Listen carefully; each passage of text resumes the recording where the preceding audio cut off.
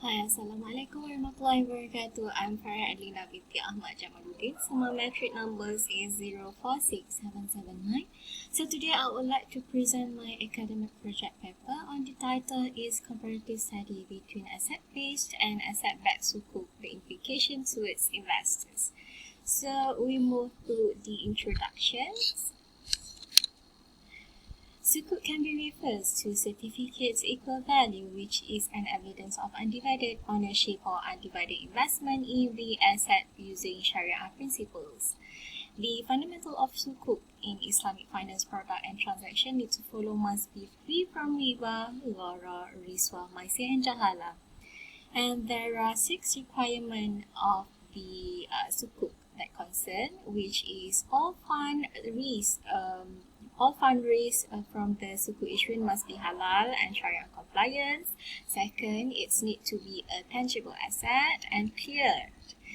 Third, it must be derived on cash flow that generated by the underlying asset. Fourth, the sukuk holders have a right to the ownership of underlying asset and its cash flow.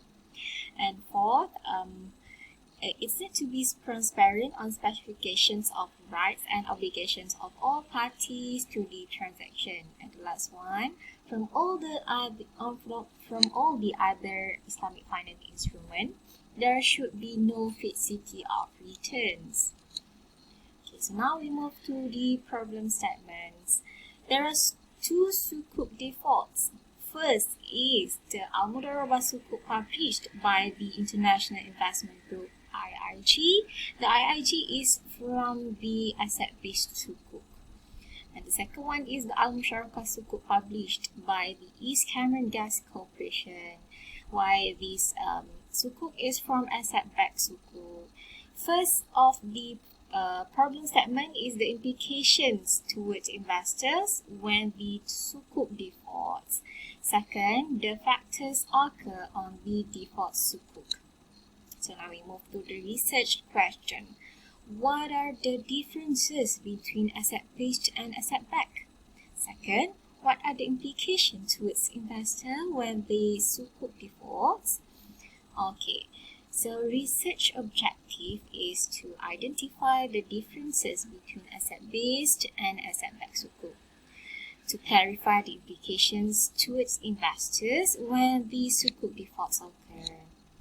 So the research methodology, it's used based on case study.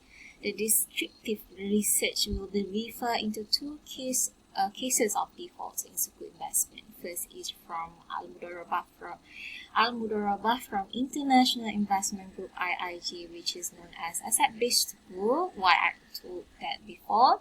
Second, Musharakah from East Cameron Partners, known as asset-based sukuk.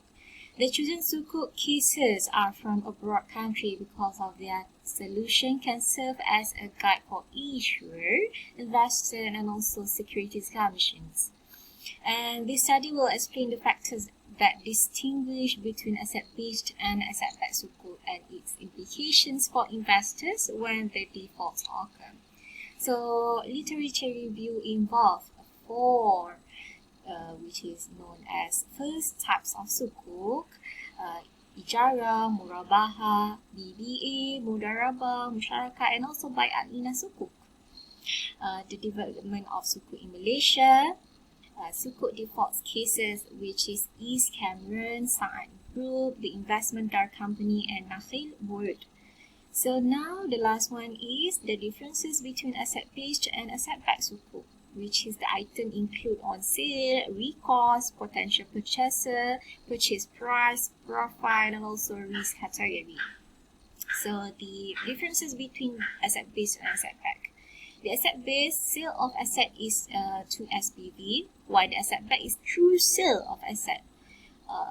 Sukuk holders have no recourse or stake in underlying asset, while the asset-backed, sukuk holders have recourse to underlying asset.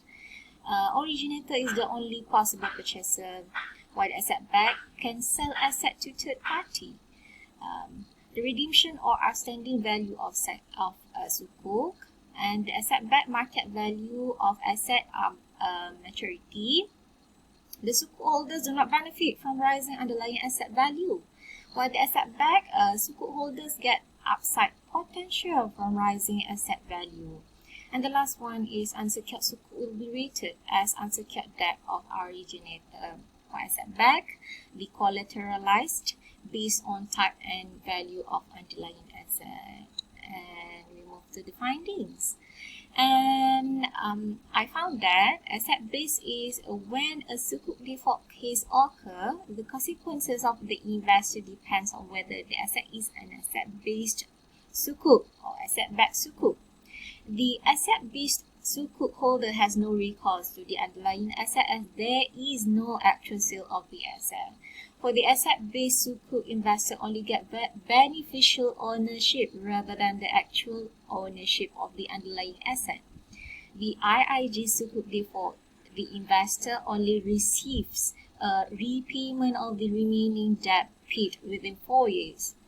And the asset-backed investor risk is against underlying asset as was the case in the East Cameron sukuk. It is more concerned for the investor friendly and will gain higher demand from investors to get more attraction from them. And after the default occurred, the sukuk holder get full ownership of the asset without need to share it with other creditors.